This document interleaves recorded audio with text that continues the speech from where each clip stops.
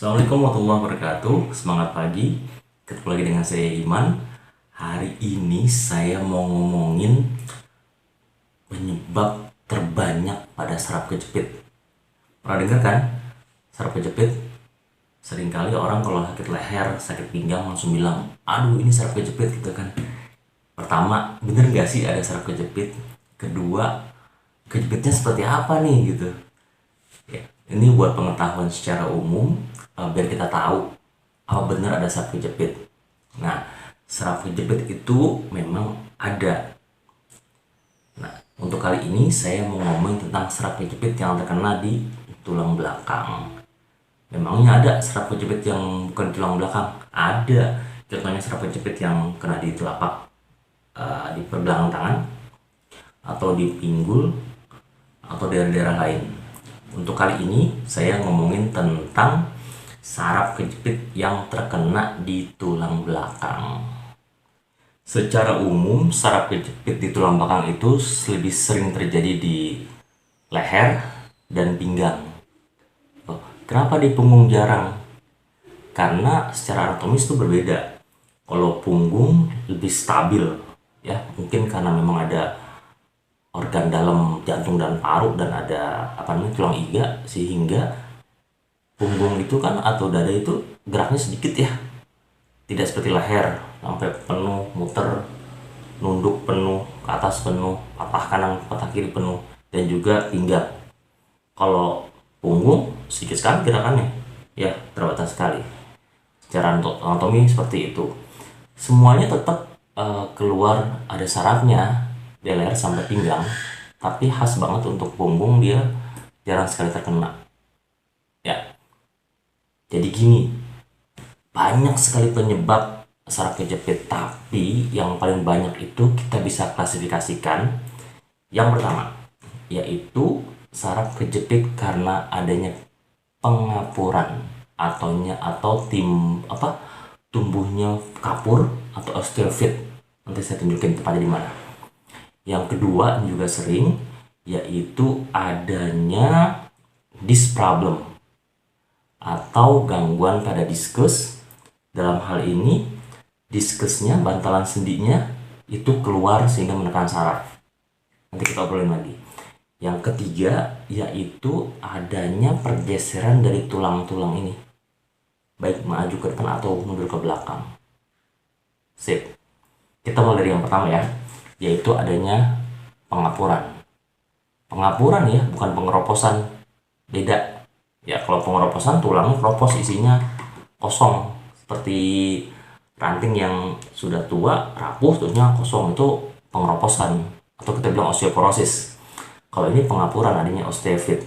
Nah, osteofit ini atau pengapuran di tulang belakang ini dibagi dua. Pertama, kita bisa lihat ya di sini kan ada tulang nih, kita ngedi aja kali ya, mudah-mudahan kelihatan.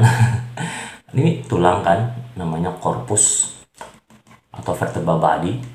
Nah, tulang ini kalau semakin usia itu akan bisa tumbuh kapur atau osteofit. Nah, ini sarafnya yang keluar dari tulang belakang. Ini tampak dari ini belakang ya. Ini tampak dari samping, ini depan. Nah, saraf-saraf itu keluar di antara sela-sela ini. Nih ada sela sarafnya keluar. Kalau misalnya ada pengapuran, apalagi di belakang sini, itu bisa menekan saraf. Kalau tumbuhnya pengapuran di korpus ini, yang putih ini ya, nah, kita bilang spondyloarthrosis atau SA. Nanti kalau misalnya kita lihat di ronsen, kalau teman-teman semua lihat di ronsennya, dibilang adalah SA. Apakah lumbal atau cervical, torakal juga bisa sih, pinggang, leher, atau di punggung. Nah, satu pengapurannya yang di korpus ya. Lalu ada juga pengapuran di sendi facet namanya. Ini kan nggak kelihatan ya. Nih ada sendi di sini, yang silang ini juga bisa ada pengapuran, tumbuh kapur, dan dia bisa menekan saraf, biasanya di samping belakang.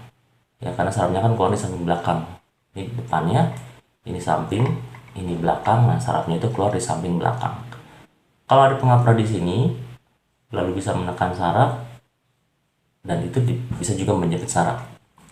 Kalau yang tadi dibilang SA atau spondyloarthrosis, kalau ini dibilang osteoarthrosis, beda, atau disebut OA. Ya, OA itu, osteoarthrosis itu terjadi pada anggota gerak ya rata-rata, tapi juga bisa jadi di tulang belakang, tapi di sendi facet yang sendi sinovial namanya. Oke, itu yang pertama ya, adanya pengapuran, yaitu disebut OA dan SA. Itu juga bisa bikin menjepit sarafnya. Yang kedua, yaitu disc problem. Nah, ini kan tulang nih. Ini bantalan sendinya ya. Nah, bantalan sendinya itu bukan benda padat, tapi lunak yang terdiri dari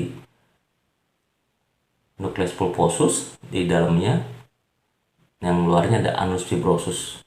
Berarti kalau fibrosus berarti fiber ya, ada serat-seratnya. Dan itu dia bisa nonjol keluar berdasarkan grade-grade-nya.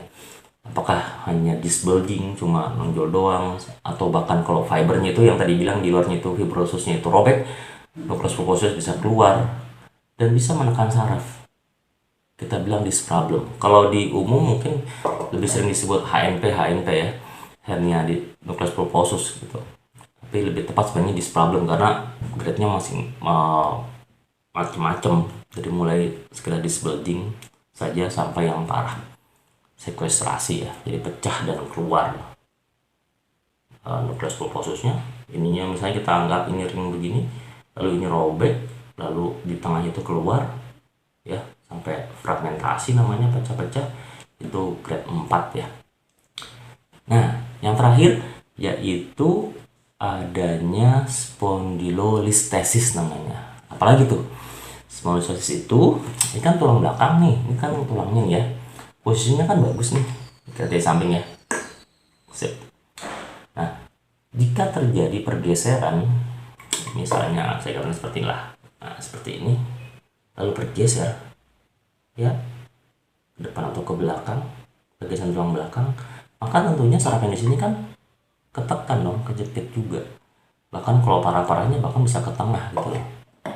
Bisa terjadi hal yang buruk tergantung areanya dan juga tergantung seberapa jauh penekanannya atau pergeserannya. Nah, itu yang paling sering terjadi penjepitan saraf. Di luar itu lebih jarang.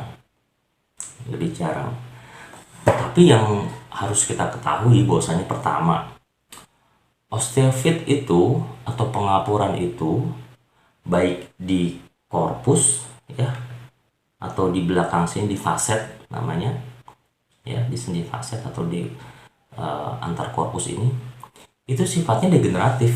Dalam arti kata, semakin usia kita, osteofit sangat mungkin muncul ya. Jadi kalau misalnya udah usia lalu di foto ronsentusnya ada pengapuran gitu kan, jangan terlalu panik juga. Bisa jadi itu adalah proses degeneratif saja yang fisiologis, artinya memang normal seperti itu. Beda lagi kalau misalnya masih muda gitu, 20 tahunan, terus pengapurannya banyak gitu kan, itu mesti curigai kenapa nih kok ada apa sih penurunannya lebih cepat dari yang seharusnya. Seperti halnya juga disc problem ya, diskus yang keluar itu juga semakin usia semakin beresiko terjadi disc problem dengan atau tanpa keluhan. Kalau misalnya kita foto MRI ya, orang-orang udah usia 60-70 tahun sangat mungkin ada disc problemnya ya, tapi itu mungkin yang fisiologis, memang faktor usia. Oh ya, yang harus kita ketahui juga adalah bagaimana dengan cara pemeriksaannya. Selain pemeriksaan fisik langsung, ada pemeriksaan penunjang untuk tiga hal tersebut, yaitu karena osteofit yang kita bagi dua, dan juga disc problem dan spondylolisthesis.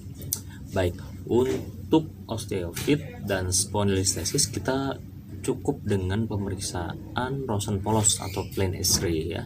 Karena sifatnya jaringan keras, maka cukup dengan pemeriksaan ronsen polos saja sudah kelihatan tuh apakah ada osteofit atau tidak ada, baik pemeriksaan dari depan belakang.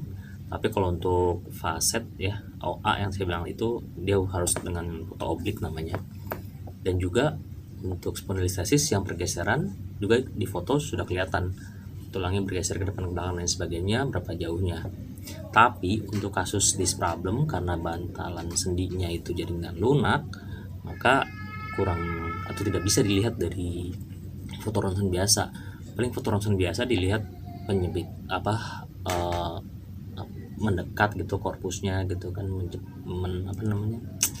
mendekat lah ya. Tapi kalau bantalan sendinya keluar, diskusnya keluar, itu nggak kelihatan kalau untuk foto biasa. Maka minimum dilakukan pemeriksaan MRI. Kalau misalnya suka disarankan MRI itu salah satunya untuk melihat disc problem ya. Dan juga kasus-kasus lain di luar itu yang sifatnya jaringan lunak. Oke, mudah-mudahan ada manfaatnya. Kalau ada pertanyaan atau komentar boleh tulis di kolom komentar dan kita bahas. Mudah-mudahan juga kita akan bahas tentang bagaimana treatment mandirinya yang bisa dilakukan teman-teman di rumah jika ada kasus-kasus tersebut di atas ya. Terima kasih. Assalamualaikum warahmatullahi wabarakatuh.